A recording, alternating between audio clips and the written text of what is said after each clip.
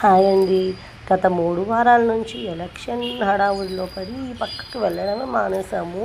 చూడండి దొడ్డంతా అడవిలాగా తయారైంది. ఇంక చూసి ఊరుకోలేక వెంటనే క్లీన్ చేసాము.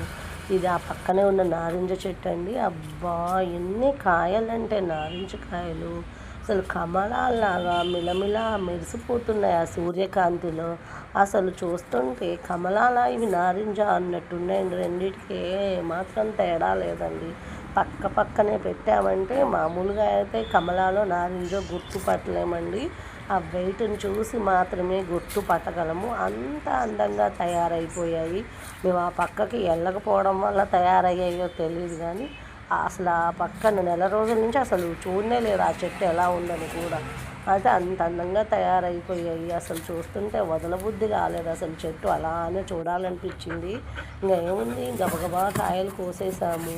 ఇంకా కోసాక ఊరుకుంటామండి. ఇంకా కొద్దిసేపు అలా చూసుకున్న తర్వాత ఇంకేముంది, జ్యూస్ చేసుకుని తాగేద్దాంలే అనేసి ఇంకా కట్ చేసి పెట్టుకున్నాము. కట్ చేసి పెట్టాము, అంతా బాగానే ఉంది. జ్యూసర్ ఇంట్లో ఎక్కడో పెట్టాను. అంటే సీజన్ కాబట్టి అవసరమైనప్పుడే తీసుకుంటాం కదా. దొరకలేదండి, ఇల్లంతా వెతికినా. ఇంకా వెంటనే మజ్జిగ కవ్వం గుర్తొచ్చింది. ఇంక మనం ఎలాగైనా ఈరోజు జ్యూస్ తాగాల్సిందని డిసైడ్ అయిపోయాను. చక్కగా వచ్చిందండి ఆ మజ్జిగ కవ్వంతో. అసలు చటుక్కున ఎందుకో అదంతా వెతికాను కానీ దొరకలేదు. ఇది కనిపించిందా? ఏదైతే ఉంది, మనకి పని కావాలి అంతే కదండి. పని అవ్వడం ముఖ్యము. దేంతో దాంతో పని అయ్యిందా లేదా మనకి, అదే కదా కావాల్సింది. అయితే నిన్న సాగర్ వెళ్ళినప్పుడు అక్కడ కూడా అమ్ముతున్నారు ఈ నారింజ జ్యూస్.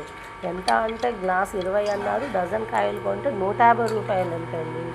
అమ్మో, 150 రూపాయల అమ్మ అంటే, మేడం మీరు రేట్ కావాలంటే మీకు రేట్ చూసి ఇస్తానండి. అమ్మ వద్దులేమ్మ, మా ఇంటి దగ్గరే ఉన్నాయంటే తెలుగు మేడం తీసుకుంటానండి. అమ్మ మాది ఇక్కడ కాదు చాలా దూరం అని చెప్పా. ఎట్లయితే జ్యూస్ రెడీ అండి.